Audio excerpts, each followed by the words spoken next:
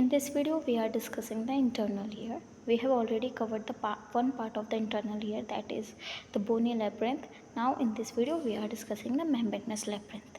So, bony labyrinth, we have discussed that it is the osseous part, and the membranous labyrinth is present inside the bony labyrinth. As we can see in this picture, कि जैसा जैसा bony labyrinth है similarly हमारा membranous labyrinth है.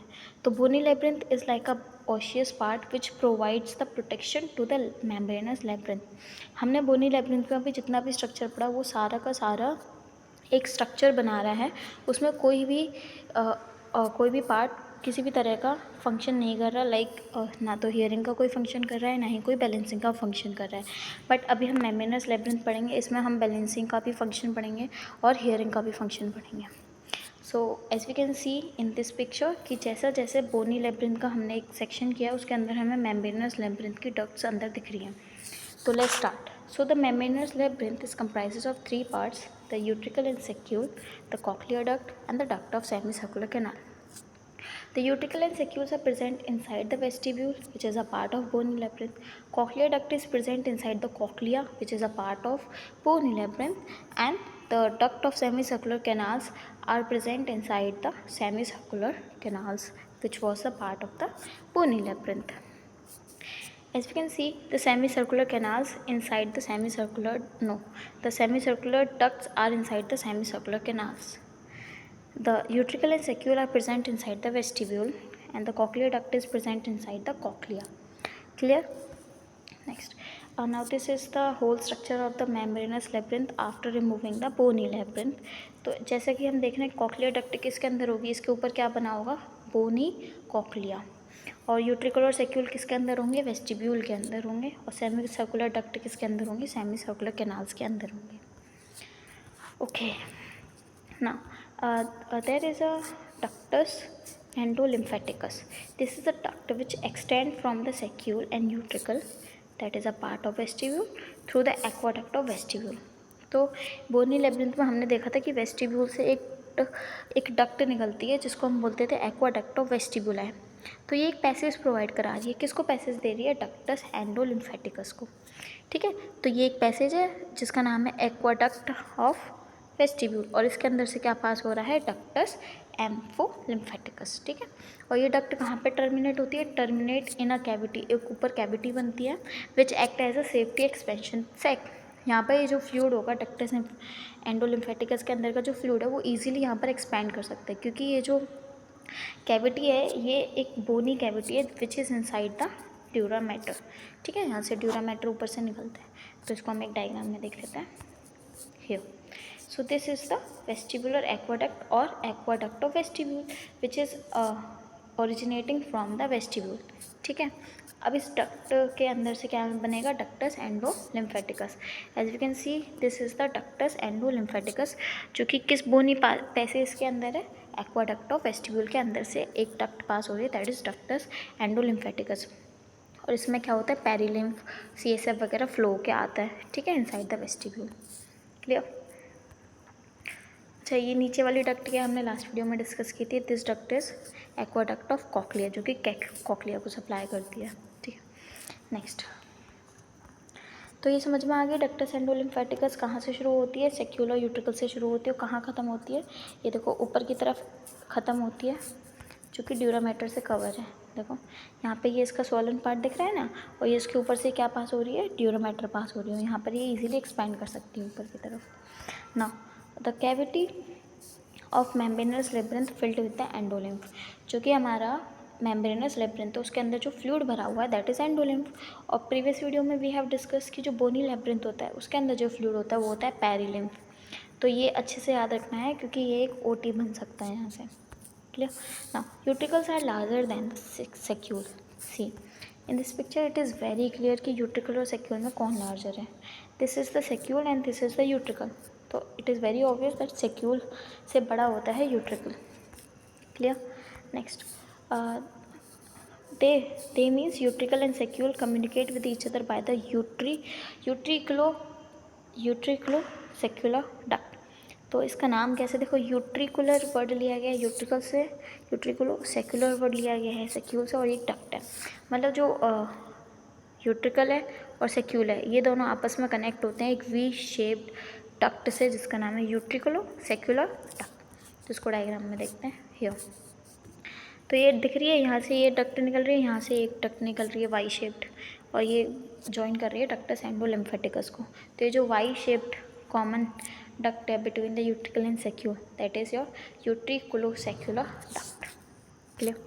Next, the shape of the 3 semicircular duct is same as the osseous canal of semicircular duct. ठीक है, तो जो सेमी सर्कुलर कैनाल हमने पढ़ा था बोनी लेब्रिंथ में, उसी की जैसी शेप होती है सेमी सर्कुलर डक्ट्स की। ठीक है, डायग्राम में अभी हमने जैसा समझा था। Now the membranes cochlea is scala media. तो देखो कॉक्लिया आपने देखा ऐसा है, 2.5 टर्न होते हैं इसमें, 2.5 टर्न होते हैं। ठीक है, अब इसी पार्ट को मैं स्ट्रेट करूँ तो एक कुछ ऐसी ट्यूब होगी जिसको मैं अगर स्पाइरल करूँगी तो कुछ ऐसी स्पाइरल होगी ऊपर से देखने पर। क्लियर। अब देखना समझो, कलर चेंज करते हैं। यो, तो जैसे कि अगर मैं इसको स्ट्रेट करूँ तो ये कुछ ऐसी दिखेगी। ठीक है, अब इसकी ये बोनी लेब्रिंथ बनाया मैंने, कॉक्लिया बनाया, और इसके अंदर ये मैंने बनाई कॉक्लियर डक्ट। ठीक है, अब ये जो बाहर की तरफ जो फ्लूइड भरा हुआ है ये क्या है, पेरीलिम्फ भरा होगा इसमें, है ना, और ये पूरा पेरीलिम्फ है, और जो अंदर वाला फ्लूइड है वो क्या है, एंडोलिम्फ है। ठीक है, तो ये हो गया पेरीलिम्फ एंडोलिम्फ। अब ये जो कैविटी है ना, ये जो बनी कैविटी एंडोलिम्फ वाली, इस कैविटी को हमने रखा है नाम, इसका रखा हमने स्केला मीडिया। क्लियर। और जो ऊपर वाला है उसका नाम रखा हमने स्केला वेस्टिबुलाe। ठीक है, और जो नीचे वाला है उसका नाम हमने क्या रखा है, स्केला टिम्पैनी। क्लियर है कहानी। ठीक है, तो अभी यही कह रहा है कि जो मेम्ब्रेनस कॉक्लिया है वो एक कैविटी बनाता है, उसका नाम है स्केला मीडिया। और स्केला मीडिया को अगर हम देखेंगे तो स्केला मीडिया ऊपर पैर ये है, देखो ये स्केला मीडिया है, ऊपर की तरफ स्केला वेस्टिबुला है, नीचे स्केला टिम्पैना है। तो स्केला वेस्टिबुला है कि जो सबसे नीचे वाली मेम्ब्रेन है दैट इज़ रीजनल मेम्ब्रेन, इसको वेस्टिबुलर मेम्ब्रेन भी कहते हैं, और इसकी जो ऊपर वाली मेम्ब्रेन है that is your basilar membrane. तो हम क्या बोल सकते हैं, स्केला मीडिया की upper membrane is Reissner's membrane and lower membrane is basilar membrane. और फिर यहाँ पर कुछ हमने वो पढ़ा था, ऑसियस मॉड्यूलस जो होता है बोनी लेब्रिंथ का, वहाँ से क्या बनते हैं, स्पाइरल लैमिना निकलते हैं, और फिर वो आगे कंटिन्यू होते हैं बेसिलर मेम्ब्रेन से, और ये दोनों मिलके क्या बनाते हैं, कंप्लीट पार्टीशन बनाते हैं। तो जो स्पाइरल लैमिना है वो क्या बनाता है, स्केला वो स्पाइरल लैमिना जो है वो एक बोनी पार्ट है, और हमने पढ़ा है कि बोन की आउटर मोस्ट लेयर होती है पेरियोस्टियम। तो कुछ पार्ट जो होता है स्केला मीडिया का वो कौन बनाता है, पेरियोस्टियम ऑफ कॉक्लियर वॉल। ठीक है, तो this is periosteum of bony cochlear wall. तो समझ में आ गया स्केला मीडिया का क्रॉस एनाटमी की बेसिलर मेम्ब्रेन नीचे है, रीजनल मेम्ब्रेन या फिर वेस्टिबुलर मेम्ब्रेन ऊपर की तरफ है, और जो कॉक्लियर वॉल है उसकी वो किससे बनी हुई है, पेरियोस्टियम से। Clear. The spiral tube contains endolymph, ठीक है, and the organ of Corti and the sense which is the sense organ of the hearing. जो स्केला मीडिया है उसके अंदर एंडोलिम्फ भरा हुआ है, और उस पर ही हमारा ऑर्गन ऑफ कोटाई या फिर सेंस ऑर्गन दिखता है। तो इसको हम एक डायग्राम में देखते हैं। सो देखो कितना अच्छे से बना हुआ है डायग्राम, कि ये स्पाइरल दिख रहा है, ये 2.5 टर्न्स हैं, ये हो गए 2 टर्न, और ये वाला हाफ टर्न। ठीक है, कॉक्लियर डक्ट है ये। अब इसमें देखो ये जो ब्लूइश वाला पार्ट है this is scala media, this is scala vestibuli and this one is scala tympani. Clear. ये इधर वाली मेम्ब्रेन इज बेसिलर मेम्ब्रेन, और ये ऊपर वाली मेम्ब्रेन इज वेस्टिबुलर या फिर रीजनल मेम्ब्रेन। क्लियर ना। तो ये दिख रहा है वेस्टिबुलर या फिर रीजनल मेम्ब्रेन, ये हमारी क्या है, बेसिलर मेम्ब्रेन है ये पूरी। ठीक है, और ये स्पाइरल लैमिना का पार्ट आ रहा है यहाँ पर, तो ये पेरियोस्टियम बना रहा है कॉक्लियर वॉल। क्लियर हो गया ना। Now we will study the organ of Cortai. The organ of Cortai is situated on the basilar membrane. See, this is the basilar membrane. ये basilar membrane, इसके ऊपर ये पूरा structure is organ of Cortai. ठीक है, इस structure को हम क्या बोलते हैं, organ of Cortai बोलते हैं। Clear? The organ of Cortai is situated on the basilar membrane. It contains the hair cells, the tunnel of Cortai, the tectorial membrane and the spiral ganglion.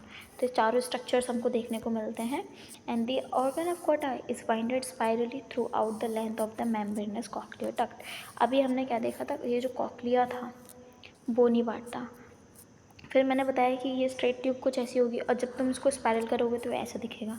तो स्केलम media वाला part भी तो ऐसे ही वो wound हो जाएगा ना स्पाइरली, तो ही बोल रहा है। और स्केलम मीडिया होगा तो ऑर्गन ऑफ कोटाई भी होगा।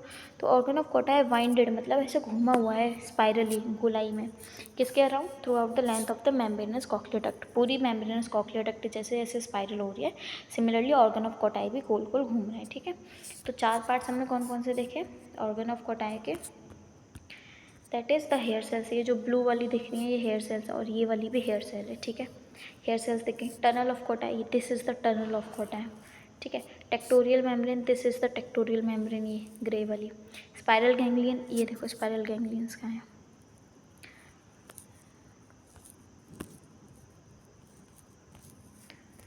स्पाइरल गैंग्लियन से पीछे दिख रहे हैं येलो येलो वाले, और यही फाइबर यहाँ से जाएंगे कनेक्ट करेंगे ऑडिटरी नर्व या फिर वेस्टिबुलो कॉक्लियर नर्व से कनेक्ट करते हैं। ठीक है, that was the spiral ganglion. Now we will study all the structures of the organ of Corti one by one. First we are starting with the hair cell. Hair cells are placed on the basilar membrane, and these hair cells are arranged in 2 rows, the outer rows and the inner rows. The outer rows, the cells are arranged in the single line, and in the inner row of hair cells the cells are arranged in the 4 lines. तो ये देखते हैं here.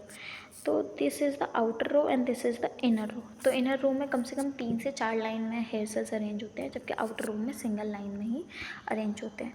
अभी देखो ये 2D दिख रहा है तो ऐसा लग रहा है सिंगल है सेल, लेकिन ये 3D में देखो तो इसके जस्ट पैरेलली उस साइड भी सेल्स होंगे ना, तो एक लाइन बनेगी। क्लियर हो गया। Next, the outer end the inner rod of the Corti. तो रॉड्स ऑफ द कोटाई अभी हम देखते हैं। It is present at the upper end, they will form the tunnel of Corti and the hair cells are situated on the either side. तो इसको हम समझते हैं डायग्राम में। तो the rods of the Kotai, now see, ये जो दिख रहा है ना, ये this part is a organ of कोटाई। ठीक है, ऑर्गन ऑफ कोटाई क्या करती हैं, अपर जंक्शन पे मिल जाती हैं, फ्यूज़ होती हैं एक साथ। इनके ऊपर मिलने से नीचे की तरफ एक ये टनल फॉर्म होता है, this is called the tunnel of Corti. Clear हुआ, समझ में आया क्या। तो ये क्या है, ये जो रॉड सेल्स है outer and inner, this is outer rod, this is inner rod of कोटाई, ये दोनों फ्यूज़ होते हैं ऊपर की तरफ जिससे एक टनल बनता है, that tunnel is called the tunnel of Corti. Clear. Next, और फिर बोल रहा है कि hair cells are situated on either side of the tunnel of Corti, या फिर rods, these are the rods of Corti, this is the rod of Corti. तो इसके दोनों तरफ हमको क्या देखने को मिलती हैं, हेयर सेल्स दिखती हैं। तो hair cells are situated on either side of the rods of Corti. Clear. Next, the hairs of the hair cells are projected into the perforation of reticular membrane. तो पहले समझते हैं रेटिकुलर मेम्ब्रेन क्या है। सी, so the reticular membrane is the membrane which is present between the tectorial membrane and your hair cells. Hair cells और tectorial membrane के बीच में भी एक मेम्ब्रेन या फिर लेमिना प्रेजेंट होता है, that we call the reticular lamina, and this reticular lamina is form by the supporting cells. ये जो येलो येलो दिख रहे हैं they are the supporting cells. Clear. अब ये सपोर्टिंग सेल्स क्या होती है, suppose this is the layer of supporting cell, this is ये है, सपोज करते हैं हेयर सेल वो सपोर्टिंग सेल की अपर लेयर है।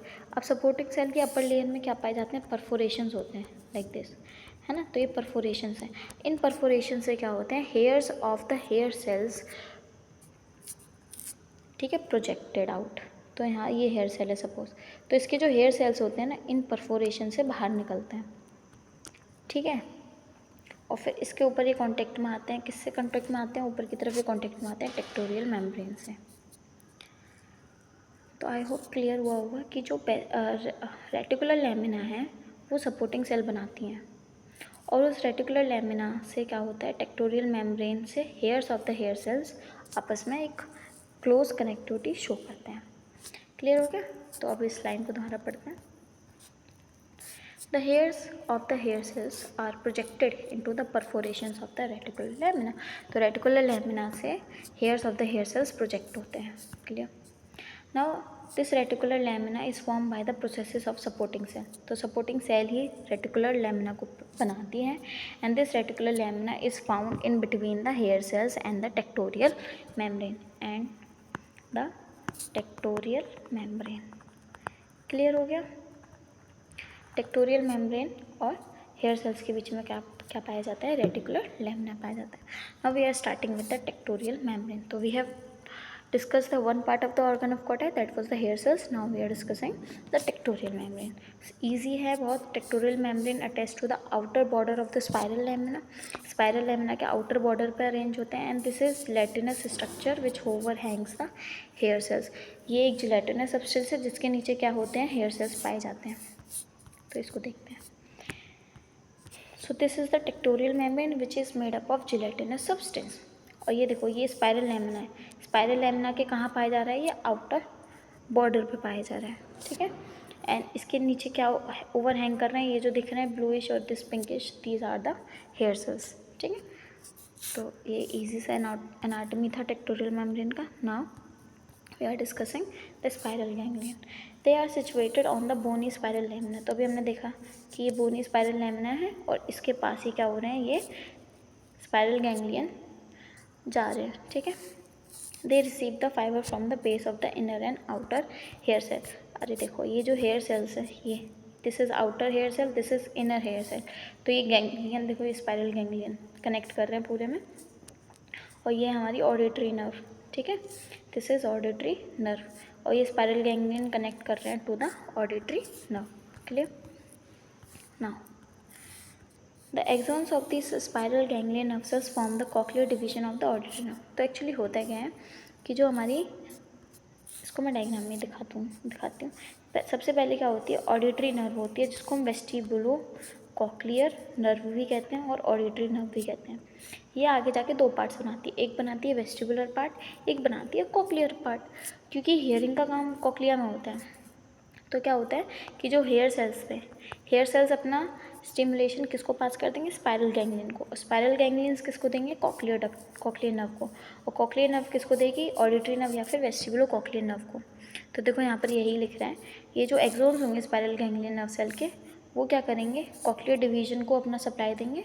कॉक्लियर डिवीजन किसका डिवीजन है, ऑडिटरी नर्व का. ठीक है. So this was all about the bony labyrinth. Now we will see कि how the impulse formation occurs. तो साउंड वेव्स होंगी, पिना के पास जाएंगी. पिना से क्या होगा, एक्सटर्नल एकाउटिस मीएटिस से होता हुआ टिम्पैनिक मेम्ब्रेन पर जाएगा. टिम्पैनिक मेम्ब्रेन वाइब्रेट करेगी तो वो वाइब्रेशंस पास होंगे to the ear ossicles. Ear ossicles will amplify these vibrations and pass it to the internal ear. फिर वो पेरीलिम्फ से होता हुआ पेरीलिम्फ में वाइब्रेशन क्रिएट करेगा. फिर वो वाइब्रेशन एंडोलिम्फ में वाइब्रेशन क्रिएट करेंगे. ठीक है. फिर वो एंडोलिम्फ से tectorial membrane, hair cells, spiral ganglion and then finally to the cochlear nerve से होता हुआ वेस्टिबुलो कॉक्लियर नर्व या फिर ऑडिटरी नर्व से होते हुए ब्रेन तक पहुंचेंगे. तो क्या होगा, हेयर सेल वाइब्रेट करेंगे जो कि बेसिलर मेम्ब्रेन के ऊपर है. जब वाइब्रेशन को रिसीव किया जाएगा तो अगर लो बेस की साउंड होगी तो एपिक्स ही रिस्पॉन्ड कर देगा. अगर हाई बेस की साउंड होगी तो बेस रिस्पॉन्ड करेगा. अरे ये है ना, this is the base of the cochlea and this is the apex of the cochlea. ठीक है. राउंड विंडो, ओवल विंडो का कनेक्शन होता है. ठीक है. Now bending of this hair cells due to the shearing motion. अब shearing motion आप सबने पढ़ा होगा फिजिक्स में कि जैसे एक बुक रखी हुई है ये. अब मैं इसको यहाँ से फोर्स लगाऊँ तो ये जो जहाँ से बुक अटैच है वो पार्ट तो मूव नहीं करेगा ना, ये वाला पार्ट मूव हो जाएगा. तो ये कुछ ऐसे दिखेगी, ये तो ऐसे ही रहेगी, ये कुछ ऐसे हो जाएगी, है ना. यहाँ से हम फोर्स लगाएंगे तो बेस अटैच रहता है. तो हेयर सेल्स का भी तो यही का है. जैसे एक हेयर सेल है तो टेक्टोरियल मेम्ब्रेन में अगर वाइब्रेशंस आएंगे तो वो हेयर सेल्स उनको सेंस करेगी. तो ये हेयर सेल्स कुछ ऐसे हो जाएंगे, है ना, बेस से कनेक्ट ही रहेंगे. तो this is called the shearing motion. तो यही बोल रहा है कि हेयर सेल्स बैंड करते हैं क्योंकि शेयरिंग मोशन होता है. ये शेयरिंग मोशन किसके बीच में होता है. So after receiving the stimulus the tectorial membrane or hair cells will vibrate and nerve ending will get the stimulus from the spiral ganglion to the cochlear nerve and then finally to the auditory nerve से होता हुआ brain तक चला जाएगा. So this was the hearing portion. Now we'll discuss the balancing. तो balancing के लिए क्या रिस्पॉन्सिबल होती है, सेमी सर्कुलर कैनाल के एम्पुलेटेड एंड्स और वेस्टिब्यूल. ठीक है. तो कॉक्लिया का हमने देख लिया, हेयरिंग में काम आ रहा है. तो जो बचा हुआ पार्ट था that is vestibule and the semi circular canals, वो बैलेंसिंग में रोल प्ले करते हैं. ठीक है. तो जो हमारी सेमी सर्कुलर कैनाल्स का जो एम्पुलेटेड एंड है, ये this is semi circular canal और ये इसका नीचे वाला एम्पुलेटेड एंड है, वहाँ पे क्या प्रेजेंट होते हैं, क्रिस्टे प्रेजेंट होते हैं. और ये क्या करते हैं, काइनेटिक बैलेंस के लिए सेंसेशन को रिसीव करते हैं, ठीक है। और जो वेस्टिबुल है वहाँ पर मैक्यूला प्रेजेंट होते हैं, और ये मैक्यूला किसको परसीव करते हैं, स्टैटिक बैलेंस के लिए रिस्पॉन्सिबल होते हैं, ठीक है। अब क्या होगा कि ये सारे लोग कौन, क्रिस्टे और मैक्यूले, ये सेंसेशन लेंगे और ये सेंसेशन को कहाँ भेज देंगे, वेस्टिबुलर नर्व में, जैसा भी बताया था। ऐसा देखो हियर, तो ये थी येलो वाली है हमारी वेस्टिबुलो कॉक्लियर नर्व या फिर ऑडिटरी नर्व, ठीक है। अब इसके दो डिवीजन हो गए, एक नीचे ये येलो वाला और ये ग्रीन वाला। ग्रीन वाला जो डिवीजन है that is your vestibular nerve, और जो येलो वाला नीचे डिवीजन दिख रहा है, ये नीचे वाला, this one is a cochlear division या फिर कॉक्लियर नर्व। तो कॉक्लियर नर्व तो क्या करेगी, हियरिंग वाला सारा सेंसेशन, स्टिमुलस या फिर सिग्नल लेके जाएगी, और जो वेस्टिबुलर वाला है वो बैलेंसिंग का लेके जाएगी। तो ये जो ampullated end of semicircular canals है वहाँ पे हमें क्रिस्टे दिख रहे हैं which respond to the kinetic balance, और जो हमारे पास ये वेस्टिब्यूल वाला पार्ट है उसमें हमें मैक्यूला देखने मिल रहे हैं which are responsible for the static balance, ठीक है। तो यहाँ से क्या होगा, वेस्टिबुलर नर्व इसका स्टिमुलस लेके जाएगी to the auditory nerve and finally to your brain. So these are some pictures. So here we have completed the internal ear as well. Thank you.